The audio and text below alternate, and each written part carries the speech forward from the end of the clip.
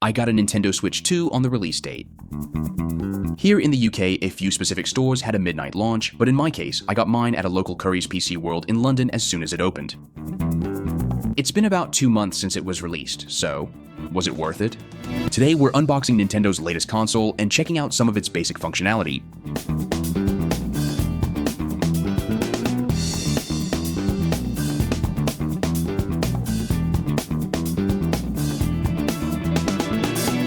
Inside the box, we have two redesigned Joy-Con 2 controllers.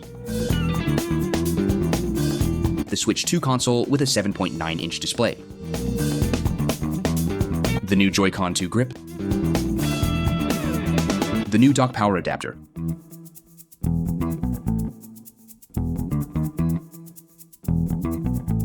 The new dock.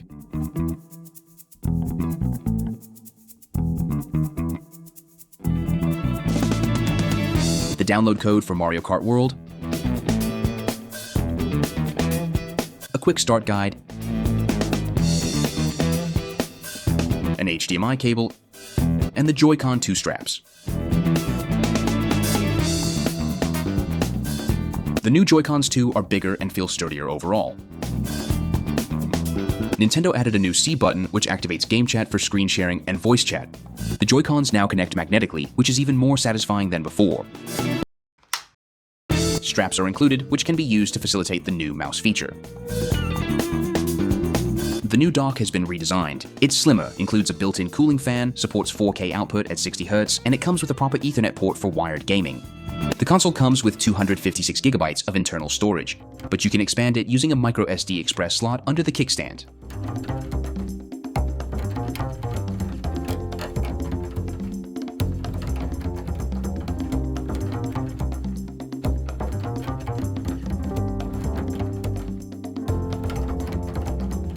Compared to the original Switch, the Switch 2 hardware is not just better, but also larger. Here's how it compares in size to previous Nintendo consoles and other objects for scale.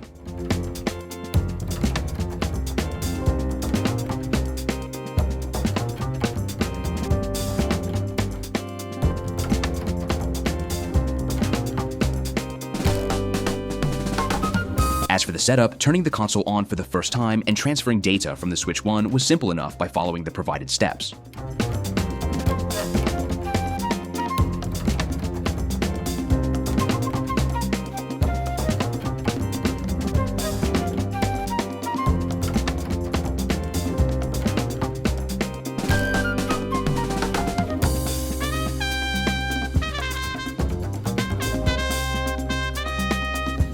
Running the Switch 2 feels familiar. The UI remains the same as we are used to, with a few minor differences, such as new options in the settings, improved overall performance, and the notoriously laggy eShop finally offering a better experience than before. Now, let's talk about some games and new console features. Starting with the Nintendo Switch 2 Welcome Tour, also known as the Weird Tech Demo, which should have been free but instead costs $10. The Switch 2 screen supports high dynamic range, or HDR, allowing the screen to display hundreds of millions of different colors compared to the Switch 1's 16 million colors. Unfortunately, the screen is not OLED, so when it comes to the colors, the previous Nintendo Switch OLED will look more vivid than the Switch 2. The screen can also track up to 10 touch points simultaneously. It also supports variable refresh rate, or VRR, which means the game can dynamically adjust its frame output to match the display's refresh rate, reducing screen tearing and stuttering for smoother gameplay. However, VRR is sadly not supported when the Switch 2 is docked. The kickstand is also more flexible than before, providing more angles when playing in handheld mode. The Joy-Cons 2 also do rumble differently with what they call HD Rumble 2. Instead of having a weight that spins like in the Switch 1, it vibrates side to side at high speeds. The vibration patterns are more nuanced and can achieve a range of different vibrations. They can even create sounds based on this.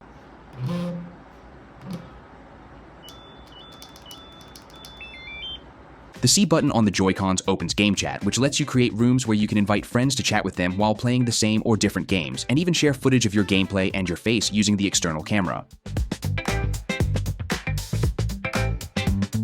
Do take note that using Game Chat will be free until March 31st, 2026, but after that, you will require a Nintendo Switch Online subscription to use the feature. If you consider subscribing, a family plan can make this subscription incredibly cheap by sharing it with up to 8 people.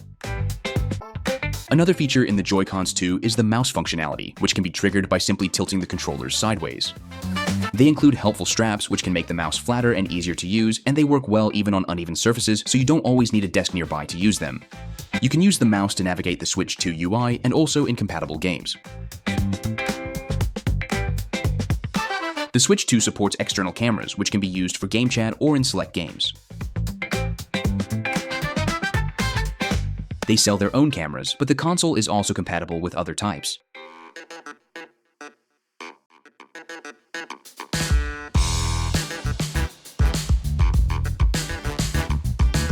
The Switch 2 has a built-in microphone that works with sound processing technologies, which determine which sound is transmitted and its volume. It is surprisingly good at picking up your voice and removing outside noise like vacuum cleaners.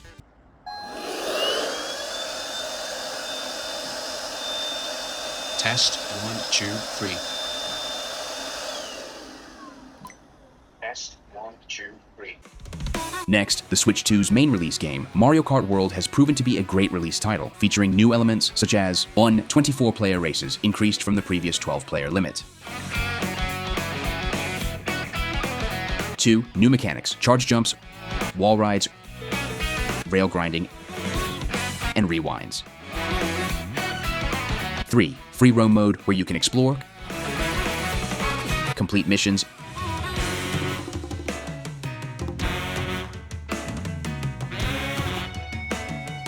and use photo mode. 4. Knockout Tour. Players are eliminated at checkpoints.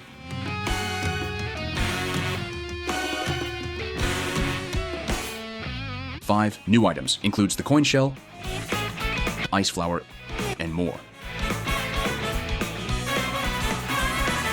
6. 50 characters plus unlockable outfits.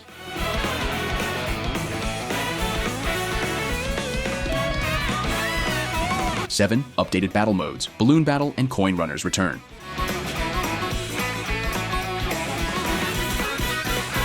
Finally, while online mode seems to have some issues, such as too many intermission tracks, as of patch 1.2, it seems that Nintendo is trying to improve this.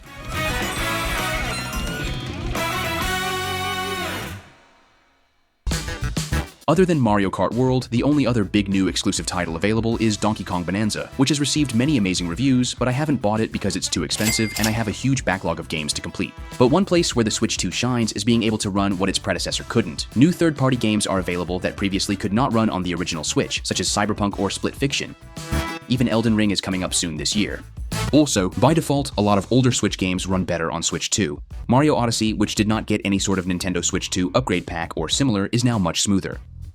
On the other hand, it seems that a few older games have bugs and will need updates before running well, which is the case with Nier, but it seems such games are unavailable for purchase at the moment. And then you have games that received an upgraded Switch 2 version, such as the Legend of Zelda games. The upgrades for Tears of the Kingdom and Breath of the Wild cost $10, but people who have the Nintendo Switch Online plus expansion pack subscription have it included in the service. The upgraded version includes improvements in resolution and performance. You can see that loading times, for example, are noticeably faster.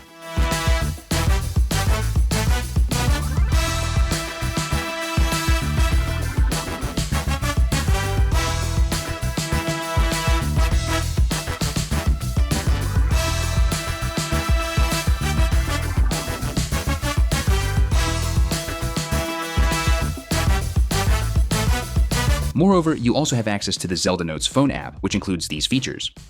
1. Voice memories, a radar which informs you if you are close to a location where you can unlock extra bits of lore. 2. Navigation, a GPS-like feature which tells you how to find things you're missing, such as Korok seeds. Guidance activating. Proceed southeast into the surface.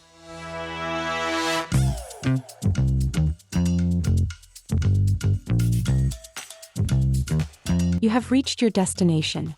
Guidance deactivating. 3. Play data. Track your stats playing the game and earn medals.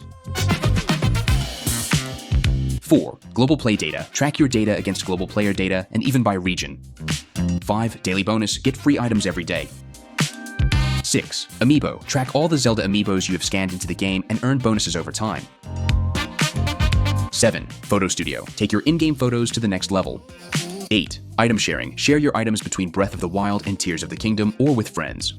9. Auto build sharing. Share your unique creations with other players. If you go to certain communities on Reddit, you can find some neat QR codes to easily bring wild inventions into your game. Finally, it's worth saying that for those subscribing to the Nintendo Switch Online Plus expansion pack, you can now play Nintendo GameCube titles.